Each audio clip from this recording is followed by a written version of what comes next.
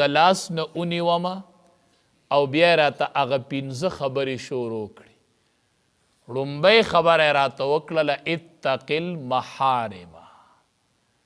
د هر سړي دا خواهشي چې زه د لوی عبادت گزار جوړ شوې، په ټوله دنیا کې د زما مره عبادت گزار نه وې، نو څنګه به جوړېږم؟ نو ابو هریره رضی الله تعالی عنہ فرمایي وی نبی کریم صلی الله علیه وسلم راتو فرمایل چې اتق المحارم تکن اعبد الناس، چې کوم سیزونو نه الله منع کړي دا او الله حرام کړي دي نو د هغې نه ځان بچ کا. په ټوله دنیا کې به ستا مره عبادت گزار څوک نه وي. بس کوم سیزونه الله حرام کړي دي منع کړي دي هغې ته مه نږدې کېږه. نوافل ډیر مکوا، تهجدم ډیر مکوا، خو اتق المحارم چې الله کم سیزونه حرام کړي دي بس د هغې نه ځان بچ کوا. دا سیز الله حرام کړی مه نږدې کېږه، دا حرام دی مه نږدې کېږه، دا ناجایز دی. ځان د هغې سیزونو نه بچ که چې الله حرام کړي دي. تکن اعبد الناس، ته به په ټوله دنیا کې به ستا مره عبادت گزار څوک نه وي. نو موږ نن عبادتونه ډیر کوو خو ځان د محارمو نه بچ کوو، نو د عبادت اثر نشته دی. دویمه خبره، د هر سړي دا خواهشي، هر سړی دا وایي چې زه مالدار وی، بس چاته مې حاجت نه وی، بس غني وی. وی نبی کریم صلی الله علیه وسلم راته وفرمایل چې الله درله څه درکړي دي څه تقسیم په دې رضا شه، د الله په تقدیر رضا شه. تکن اغنى الناس، په ټوله دنیا کې به ستا مره مالدار څوک نه وي. الله څه درکړي دي څه د الله تقدیر کې لیکلي، بس په دې صبر وکه، په ټوله دنیا کې به ستا مره مالدار څوک نه وي. مالداری ګورئ د مال مالداری نه ده. حدیث مبارک کې راځي الغنا غنا النفس. مالداری دا ده چې ستا ړه مالدار شو نو ته مالداری، کړه د مالدار نه نو کو دا ټوله دنیا تا سره خو بیا به هم غریبي. نو د هغې ښه طریقه دا ده چې الله څه درکړي په دې رضا شه، ټوله دنیا کې به ته مالدار شي. هر سړی وایي چې زه د مؤمن وی، زه د کلک مؤمن وی.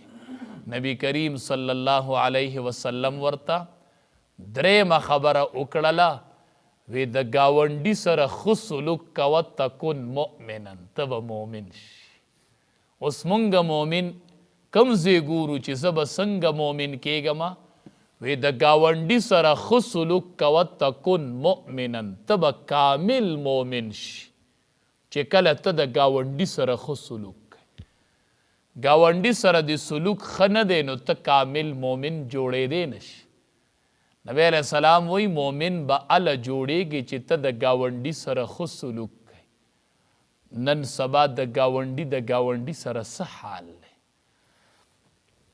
څلورمه خبره راته رسول الله صلی الله علیه وسلم وکړله چې د ځان دپاره څه خوښی نو هغه د خلقو دپاره هم خوښوه. څه د ځان دپاره خوښي نو هغه د هر چا دپاره خوښوه.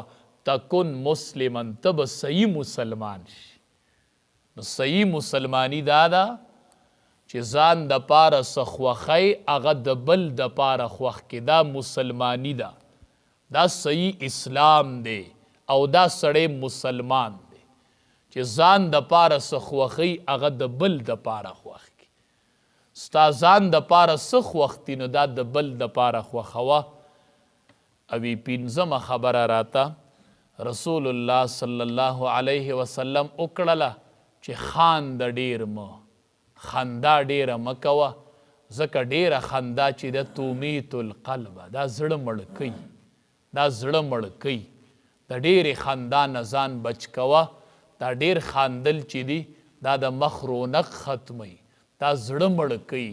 بیا به د مونځ ته شوق نه کېږي، بیا به د عباداتو ته شوق نه کېږي، بیا به د تهجد ته شوق نه کېږي، بیا به د قرآن درس ډډې نه لګي چې څومره بنده ډیر خاندي نو دومره د ده زړه مړ کیږي، بیا نیک اعمالو ته ډډې نه لګي نو د دې ډېرې خندا نه هم احتراز کوه. وی رسول الله صلی الله علیه وسلم راته دا 15 خبرې وکړلې او دی ووی وی څوک شته چې دا زده کړي او یا بل ته وښیي نو علما وی د دې مطلب یې دا چې دا 15 خبرې ما نه زده کړئ او دا دې ټول مخلوق ته وښیي. یو سړی درته وایي عبادت ګزار به څنګه جوړېږم، وایي چې کم کارونه الله حرام کړي دي هغې ته مه نږدې، ستا نه به لوی عبادت گزار نه. مالدار به څنګه جوړېږم چې الله څه درکړي په هغې صبر کوه. مؤمن به څنګه جوړېږم د ګاونډي سره ښه سلوک کوه.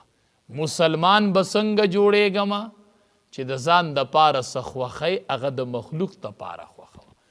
عباداتو ته به مې شوق څنګه پیدا کیږي نو ډېر خاندمو.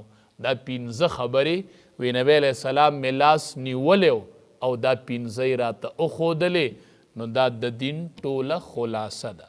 فرمای ولا تعجبک اموالهم، په تعجب کې دیوانه چې تا لره مالونه د دوی و اولادهم او اولادونه د دوی.